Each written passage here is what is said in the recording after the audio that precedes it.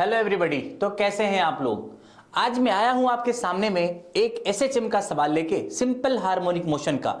जैसा कि आपको पता है कि हम अपने कॉन्सेप्ट सीरीज को आगे बढ़ा रहे हैं, जिसमें हम एक दो सवाल ऐसे कर रहे हैं, ऐसे कॉन्सेप्ट के डिस्कशंस को कर रहे हैं जो कि काफी जगह पे मिस हो जाता है। ठीक है ना, हम बहुत ही रेगुलर बातें नहीं कर रहे हैं, हम ऐसे कॉन्सेप्ट को आपके सामने में रिफ्लेक्ट करने की कोशिश कर रहे हैं जो बहुत बार बच्चों से या तो छूट जाता है, या अगर वो पढ़ते भी हैं तो ध्यान नहीं देते हैं, वो गलतियां उनसे हो जाती है। तो आज हम कुछ इसी तरीके के एक सवाल को डिस्कस करने जा रहे हैं। आज हम, आपको पता है कि जब कभी भी एसएचएम से रिलेटेड सवाल आते हैं तो कैसे सवाल आते हैं। मोस्ट ऑफ द केसेस में आपको टाइम पीरियड निकालने आता है या तो एंगुलर फ्रीक्वेंसी निकालने आती है। आज हम आपके सामने में एक प्रॉब्लम का टाइम पीरियड निकालेंगे, और आज का हमारा प्रॉब्लम है एक छोटे से स्प्रिंग मास सिस्टम का, कि हमारे पास एक स्प्रिंग है जिसमें एक मास m अटैच है, जिसको हमने किसी भी हॉरिजॉन्टल टेबल पे रखा हुआ है। ये देख सकते हैं यहाँ पे, ये बहुत इजीली ये हमारे पास प्रॉब्लम है। और यहाँ पे क्या है, k है आपका स्टिफनेस, और मास क्या है आपके पास, m मास है। अब आप सोच रहे होंगे ये तो बहुत ही आसान है, मुझे पता है इसका ओमेगा n या नॉर्मल नेचुरल फ्रीक्वेंसी बोलिए, ये हो जाएगा √k/m। और if we will talk about the time period of the oscillation, then it is going to be t equal to 2π√m/k, right? But there is a catch। हम बता रहे हैं कि जो मास है स्प्रिंग का, कलर चेंज कर लिया जाए, मैं बता रहा हूं कि ये जो आपके पास स्प्रिंग है इसका कुछ मास भी है, और लेट अस सपोज कि the mass of the spring is ms। तो मैंने आपको गिवन डाटा क्या दिया कि यहां पे हमारे पास ms क्या है, मास ऑफ द स्प्रिंग है। क्या है, मास ऑफ द स्प्रिंग है। तो बहुत बार अगर आप इसको याद करके बैठे हैं तो आपसे काम बन जाएगा, बट ये कैसे आता है इस पर डिस्कशन करने जा रहे हैं। हम स्प्रिंग को मासलेस नहीं मान रहे हैं, जैसा कि मोस्ट ऑफ द जगह पे हम करते हैं। ठीक है, तो आप सोचिए कि अगर हमारे पास स्प्रिंग है जो इसके अंदर मास भी है, तो इसका टाइम पीरियड हम कैसे निकाल सकते हैं। हाँ, एक चीज हम जरूर मानेंगे यहाँ पे, एजम्पशंस, जिससे कि सवाल को करने में हमें आसानी होगी, कि हमारा लीनियर प्रोफाइल वाला स्प्रिंग होने वाला है। ये कैसा होने वाला है, लीनियर प्रोफाइल वाला स्प्रिंग है, मतलब कि इसकी जो वेलोसिटी का जो प्रोफाइल होगा वो भी लीनियर होगा। लीनियर इन द सेंस कैसा, कि इस तरीके से आप इसके प्रोफाइल को देख सकते हैं। ये देखिए, ये देखिए, इस तरीके के प्रोफाइल को देख सकते हैं। एक इंड पे जो भी होगा आपके पास, मान लीजिए कि यहाँ पे वेलोसिटी 0 है, तो यहाँ पे आखिरी इंड पे इसकी वेलोसिटी क्या हो जाएगी, v हो जाएगी। ठीक है, चलिए स्टार्ट करते हैं तो आपको और क्लैरिटी आएगी। सबसे पहले आप इसमें कोई भी मेथड लगा सकते हैं, मतलब आप या तो फोर्स मेथड लगाइए, या तो आप एनर्जी मेथड लगाइए, या तो टॉर्क मेथड लगाइए, ऐसा कोई दिक्कत नहीं है। लेकिन लीनियर स्प्रिंग है तो टॉर्क मेथड मैं बोलूंगा कि नहीं लगाए तो ज्यादा बेहतर है। या आप वैसे भी कर सकते हैं कि जो टोटल आपके पास पोटेंशियल एनर्जी होगी एक्सट्रीम पोजीशन पे, that total potential energy is equal to the total maximum kinetic energy at the mean position. दोनों एनर्जी को इक्वेट करके भी आप क्या कर सकते हो, यहां पे टाइम पीरियड ला सकते हो। तो यहां पे प्रॉब्लम क्या है, सबसे पहले एनर्जी मेथड लगाते हैं। एनर्जी मेथड का मतलब क्या है कि जो भी टोटल एनर्जी आपके पास स्प्रिंग के अंदर में है उसको लिख दीजिए। आपको जैसे पता है कि यही हमारा मीन पोजीशन होने वाला है, बिकॉज इक्विलिब्रियम में ही है। तो अगर मैं इसको यहां से लेके x डिस्टेंस तक डिस्प्लेस कर देता हूं बच्चा पार्टी, तो ये देखिए मास आपका यहां पे कहीं आ जाएगा, और मैं बोलता हूं कि यहां पे इसका वेलोसिटी कुछ आपके पास v है। तो block has attains A velocity v, it means it also attains the kinetic energy of half mv²।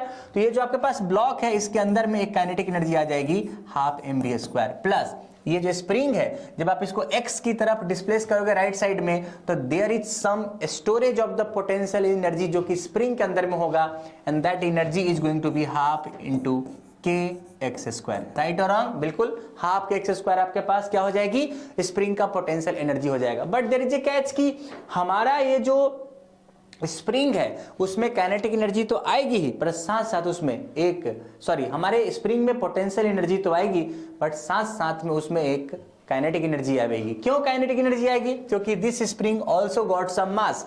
In earlier type of the problem, spring is massless, so we are not going to consider the kinetic energy of the mass. But right now in this particular question, there is the mass associated with the spring, so we have to consider the kinetic energy of the spring. But how we are going to take the kinetic energy of a spring? Is it going to be half into mv²? Let us check and watch. ठीक है क्या? अब यहाँ पे हम थोड़ी देर के लिए रुकते हैं और देखते हैं कि यहाँ पे kinetic energy of the spring हम क्या लिखने वाले हैं। अब सबसे पहले बात यह है कि ये जो स्प्रिंग आपको दिख रहा होगा, अगर मैं इस स्प्रिंग को बनाऊं यहां पे थोड़ी देर के लिए, तो ये स्प्रिंग देखिए कुछ इस तरीके से है। आपको पता है कि इसका मास ms है, तो हर एक सेक्शन के अगर बारे में बात करेंगे ना, आप हर एक सेक्शन पे बात करेंगे तो इसकी वेलोसिटी अलग होने वाली है। लेट अस सपोज कि एक स्प्रिंग है, जब आप इसको खींचोगे ना तो यहां वाला वेलोसिटी तो जरूर v से जाएगा, बट इसके ऊपर वाले पार्ट की जो वेलोसिटी है वो v नहीं होगा।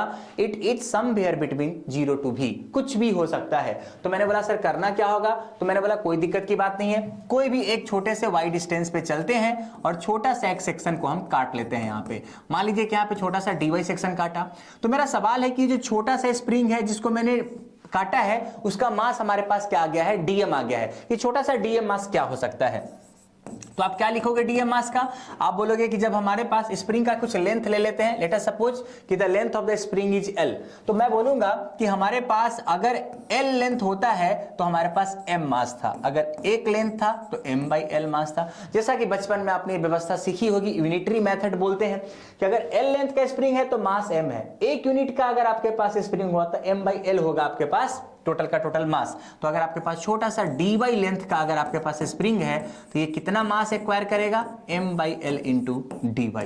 इसका मतलब जो छोटा सा dm होगा ना बच्चा, वो क्या होगा, स्प्रिंग का जो मैंने काटा है। सर क्यों काटा, क्योंकि every part of the spring has different mass and different velocity, so we have to take a small particular section and पहले उसके बारे में बात करेंगे, then we are going to integrate the overall from 0 to L so that we can get the complete kinetic energy। तो ये छोटा सा मास हमने निकाल दिया इस सेक्शन का, but what about the velocity of this particular point, because अगर मैं बोलता हूं कि यहां का वेलोसिटी भी है तो ये वेलोसिटी भी नहीं होगी। तो सर वो वेलोसिटी होगी कितनी, क्या आप मुझे बता सकते हो? बिल्कुल, आप इसको कैसे बोलोगे कि जब मैं L लेंथ पे जाता हूं ना तो हमारे पास वेलोसिटी भी है। देखिए कि जब आप L लेंथ पे जाते हो तो आपके पास वेलोसिटी भी है, तो जब आप 1 लेंथ पे जाओगे तो आपके पास वेलोसिटी होगी v/l। पर आप तो y डिस्टेंस पे गए हो, y डिस्टेंस पे कितनी वेलोसिटी होगी, तो y डिस्टेंस पे जो आपकी वेलोसिटी होगी वो हो जाएगी v/l इंटू y। समझ आ रहा है कि नहीं आ रहा है? तो वो जो छोटा सा हमने मास काटा हुआ है ना, उसको हम बोल सकते हैं बड़े आसानी से कि वो हमारे पास वेलोसिटी इसकी कितनी हो जाएगी, v/l इंटू y, और मास हो जाएगा m/l into dy। Now we are going to take the kinetic energy of this particular small section of the spring. और आपको पता है छोटा सा काइनेटिक एनर्जी अगर मैं निकालूंगा तो क्या हो जाएगा, half into dm into v square. वो v कौन सा v है, जो उस पर्टिकुलर सेक्शन का है। चलो इसको v डैश लिख देते हैं, तो ये हो जाएगा 1/2 इंटू dm का वैल्यू तो आपने निकाला है, और dm का वैल्यू कितना है बोलिए, चलो एक बार और लिख लेते हैं, dm इंटू v डैश का होल स्क्वायर। तो ये अगर आप इंटीग्रेट करोगे ना इस काइनेटिक एनर्जी को, तो ये हो जाएगा half dm into v dash square, और ये 0 से लेके l तक आपको इंटीग्रेट करना पड़ेगा। नाउ माय डियर फ्रेंड ध्यान से समझिएगा, अगर आप यहाँ पे इंटीग्रेट करने जा रहे हैं 1/2 इंटू dm कितना है बोलिए, m/l इंटू dy, और वेलोसिटी कितनी है बोलिए, v/l इंटू y, और इसका स्क्वायर आपको करना पड़ेगा। बस अब ये तो इंटीग्रेशन है, सिंपल गणित है, गणित का इस्तेमाल कर लीजिए। ये हो जाएगा m/l into v/l into y square into dy। Integrate कर देते हैं, जो बचेगा क्या, ये बचेगा m v, एक बार चेक कर लीजिए कुछ छूटा नहीं ना, m/l इंटू dy, और यहाँ पे हो जाएगा v स्क्वायर, यहाँ पे v स्क्वायर हो जाएगा बच्चा, यहाँ पे हो जाएगा l स्क्वायर, तो ये हो जाएगा mv स्क्वायर और डिवाइडेड बाई हो जाएगा 2 इंटू एल क्यू, और देखिएगा यहाँ पे mv square by 2l Q हो जाएगा, y स्क्वायर का इंटीग्रेशन हो जाएगा y³/3, और आप इसका लिमिट डाल दीजिए 0 से लेके l तक। तो कितना हो जाएगा देखिए, यहाँ पे हो जाएगा mv square divided by 2l³ into l³ divided by 3। तो मुझे लगता है this is going to be 1/6 into m into v square. अच्छा एक बात ध्यान रखिएगा कि जो हमने मास लिया है ना, ये m एग्जैक्टली किसका, ms है। ms मतलब कि जो छोटा सा स्प्रिंग हम ले रहे हैं ना, वो छोटे से स्प्रिंग का मास हम ले रहे हैं, तो इसको कंफ्यूज मत करिएगा, this is going to be ms। मतलब कि बड़े आसानी से आपने देखा कि जो kinetic energy of the spring होने वाला है that is going to be 1/6 into ms, छोटा सा स्प्रिंग का मास जो आपके पास है। आपसे टोटल मास ले रहा हूं मैं, छोटा सा स्प्रिंग तो मैंने पहले ही लिया था, कि सेक्शन मैंने छोटा सा पहले लिया था, अभी total mass of the spring है 1/6 into ms into v square. इधर भी चेक कर सकते हैं, इधर भी जो भी हम मास ले रहे हैं ये ब्लॉक के कारण काइनेटिक एनर्जी है, बट ये ms लिख सकते हैं, यहाँ पे इसको ms लिखिए तो आपके लिए ज्यादा अच्छा रहेगा। ठीक है क्या नहीं, ये देख लीजिए ms।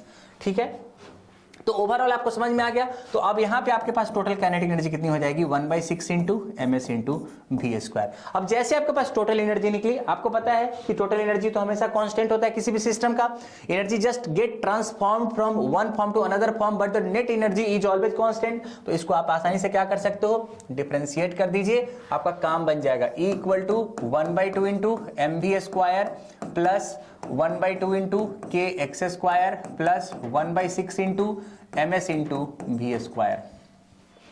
अगर आप यहां पे d बाई डी टी करेंगे और इसको जीरो कर दीजिए तो this is going to be 1/2 into M into V square का डिफरेंशिएशन 2v और फिर यहाँ पे v डॉट हो जाएगा और ये हो जाएगा 1/2 इंटू के इंटू एक्स स्क्वायर को 2x बोलेंगे और यहाँ पे x डॉट हो जाएगा और 1/6 इंटू ms इंटू ये हो जाएगा 2v और इंटू हो जाएगा v डॉट और ये सारे के सारे वैल्यू कितने हैं, 0 है।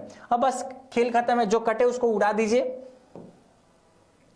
और जो कटने वाला है देखिए यहां पे आप देख सकते हैं कि ये 2 ने 2 को मार दिया, ये वेलोसिटी है और ये x डॉट है और यहाँ पे भी आपके पास वेलोसिटी है, ये सब कट गए और यहाँ पे आपके पास 2 से 3 कट गया। तो क्या बचेगा वो देखते रहिएगा, यहाँ पे बचेगा m into V dot, V dot को एक्सेलरेशन लिख सकते हैं और प्लस यहाँ से 2 ने 2 को मार दिया, यहाँ पे क्या बचा आपके पास के एक्स बचा, देखते रहिएगा क्या बचा ma 1/2 into M into 2v into V dot, acceleration हो जाएगा ये और ये हो जाएगा 1/2 इंटू के into 2x into x dot, बढ़िया, और 1/2 into ms into 2v into V dot, बहुत अच्छा। यहाँ पे बचा आपके पास ma, बहुत अच्छा, प्लस के इंटू एक्स बचा और प्लस यहाँ पे क्या बचा 1/3 इंटू ये हो जाएगा 1/3 into ms into acceleration equal to क्या हो जाएगा 0। अगर यहाँ पे एक्सेलरेशन वाले टर्म को कॉमन ले लेंगे तो m प्लस ms/3 हो जाएगा और यहाँ पे a हो जाएगा और प्लस हो जाएगा आपके पास kx इक्वल टू 0। आप इसको ऐसे भी लिख सकते हो m प्लस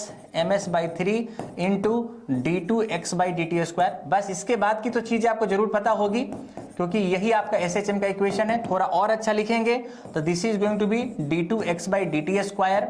ये सब मैं बस आपके लिए लिख रहा हूं वरना इसका कुछ काम नहीं है, आपको पता है आंसर तो बहुत पहले ही आ चुका है और ये हो जाएगा k divided by m plus ms divided by 3 into आपके पास हो जाएगा x इक्वल टू 0 और हमें पता है कि this is the particular equation और ये जो आपके पास इक्वेशन है यही तो आपके पास ओमेगा स्क्वायर होता है।